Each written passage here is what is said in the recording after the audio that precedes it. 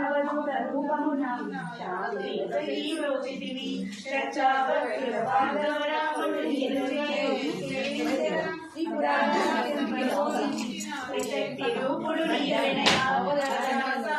సంకల్పం అలకుడు నిన్ను చేయదని యోగ విద్యను తెలిపితివి యోగీశ్వరుడిగా చేసితివి బ్రహ్మరాక్షసి సాయమున విశ్వదత్తుడు చేయదని ముప్పతిప్పలు పెట్టితివి మురుకముతో దరి చేర్చితివి విష్ణుదత్తుడు పొగడని పితృకాలము తోచితివి సుశీలమ్మ పిలవడని